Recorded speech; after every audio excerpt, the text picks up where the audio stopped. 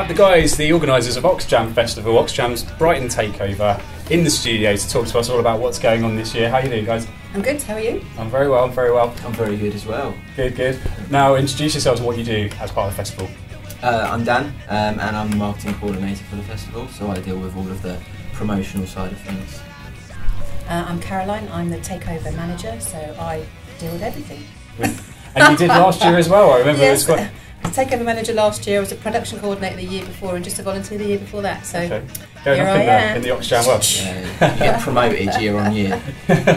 Okay, Yeah. so last year, let's talk about last year first. How much of a success was it? I know it was a bit bigger and a bit sort of better than the year before, or at least it had performed a bit better, so just how successful was it for everybody? Well, in terms of an actual fundraising event, it was the most successful event that Brighton ever had. The total in one year was bigger than the total of all 5 years before. So on that level, it was a great success. And we had good lineups, and the festival, it was a good festival, but it's still, some venues felt a little bit empty. You know, it's kind of like that challenge of making each venue really work. I felt like, you know, we got 3/4 right. So if my maths are correct, that makes this the 7th Oxjam in Brighton? Yes. And what's happening this year? What can you tell us about who's involved? I take it it's going to be a multi-venue stage type thing again? Well, this year it's on Saturday the 17th of October, and it's on 8 stages. I'll go through the stages first, which is here at the Albert, the Pav Tav, Neighbourhood, Under the Bridge, the Joker, Bleach, the Verdict.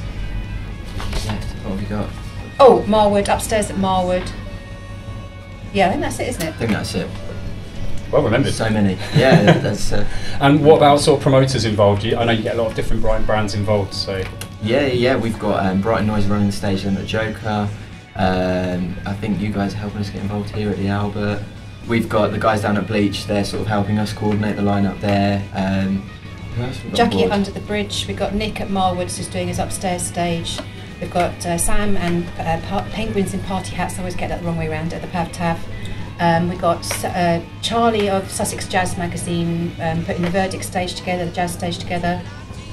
The BIM students doing Neighbourhood, but I also want to mention the Battle of the Bands, because we have 2 heats coming up, one next Sunday and one Sunday after at Synergy. So we're also working with Synergy at the bottom of West Street, and it's an 18 and under Battle of the Bands. We just put a shout out, and the heats will be running quite close. You know, you can join in quite up to the last minute. But those are fundraisers as well, and then the actual final will happen at the Pav Tav in the afternoon of the takeover on the 17th, which is really exciting because that's a great venue to have an actual competition. And then the winners will come and open the evening stage here at the Albert.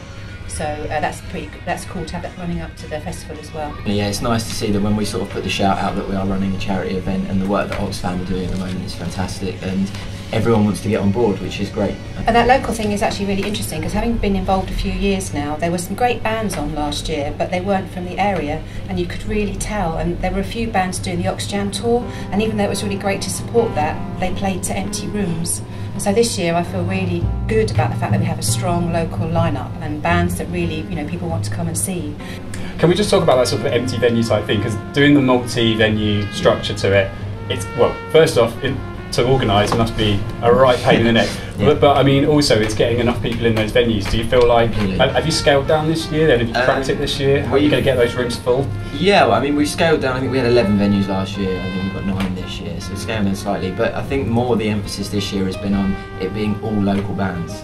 We're looking at around 80 bands, all from Brighton, bar 1 or 2. So I think there's less of that out-of-town bands coming down with the fear of nobody really knowing who they are. Everyone down here has their own individual fan base, so there's, you know, there shouldn't be any empty rooms here. Everybody should be at least bringing their own fans down. But also it's the job of the promoters, because my vision has always been that if you've got, you know, we've got people that regularly put bands on in town, so you hope that each promoter really wants to push their own stage and make that work. So you've got these lots of little individual units, and yes, you know, the whole point is the wristband gets you in, £9 gets you into every venue, but you don't. I can't imagine there'll ever be one person that can actually get around every single venue. No.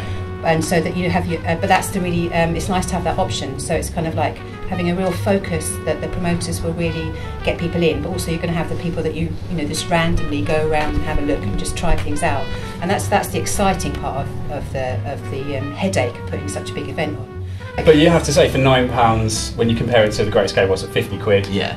Mammoth Fest, 60 quid, something like that. There's a stage that caters for everyone. Yeah. And for 9 quid, you can go to see a real good mixture of Brighton bands. So. Yeah, and I think it's sort of important to touch upon the fact that we're not trying to compete with the likes of the Great Escape or anything like that. This is a completely different idea behind it, in that the emphasis is just to raise money and everyone to come together and have a good time.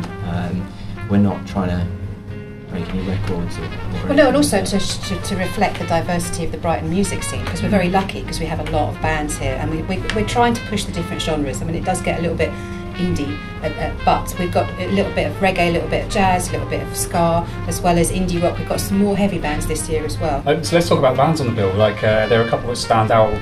Who are the big headliners and things like that? Yeah, I mean, we kind of, in terms of headliners, it's more of a day of all day headliners in every venue, which the emphasis we've tried to go with. So we've got local bands, the likes of Grasshopper, or Vampires, Animal House, Safe to Swim. Who else have we got going on? Dewberries. The Dewberries, yeah. Racetrack Gospel. Racetrack Gospel there as well. Big Society. Nova State. Got a long list. Long list. We've got over 80 bands. Atlas Wind. Tusks, Last Air. And then we've got some more on the sort of the jazz stages as well. We've got going on there. Dave Williams, he's going to be there with his band. Oh, I'll get the jazz page. We've got Dan Cartwright, Steve Ashton, the Three Little Birds, and there's going to be the Al Scott Trio and the Oz Jazz Jam. Sorry, it's the tongue twister. Yeah. Brilliant. So again, like tons and tons and tons. So many bands. Oh yes, and we have to say, because under the bridge we've got the Meow Meows as well as the Town of Cats, and we've also AYU, a 10-piece funk band. I mean, that's like 3 very large bands in very small in a very spaces. small space, yeah. And also we've got Marwood's upstairs. I must mention that because this is a new venue, and I've got the lineup here. We've got Jealous Michael, Anna Rice, Yoss Whites, Warsaw Radio, Night House, Paul Murray and Jane Gilbert at Marwood's. Right, okay. So quite a bit more folky sort of thing going on there. Yeah.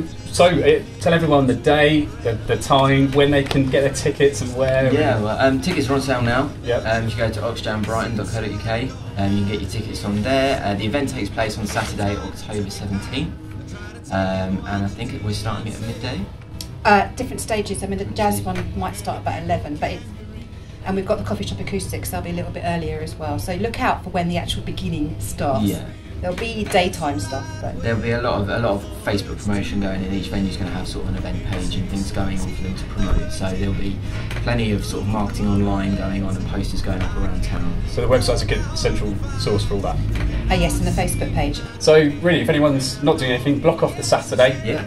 Now, or if you're in town on the day, make sure you find one of these venues, get a wristband. Where can they pick up wristbands? When you get a ticket, you'll get a code, and you'll either be at the Albert or the Pav Tav. They'll be the main wristband exchanges, but also you can actually probably buy one on the day. And also, if you are free and you fancy getting involved, we're always looking for volunteers to help out on the day, to be on the door, or if anyone wants to help out on the run-up in the next few weeks, they're in venue managing or production coordinating or anything like that, we're open to have people come and join in and help us out. Fantastic. Guys, thank you so much for coming and telling us all about it again. Cannot wait to be down there. We'll have cameras. Apparently we're going to be filming at Prince Albert, so... You're going to be involved, yeah? Yeah, we're going to be involved, definitely more than we were last year. So yeah, look forward to it again. Thanks very much for your time. Thanks very much, and thank you. Dinner's ready, figure steady, calling up the family all with a bell chime. But then it seems so long ago now, 20 years considered niche. Still with the time for to be kind. I try to take in what you teach and say.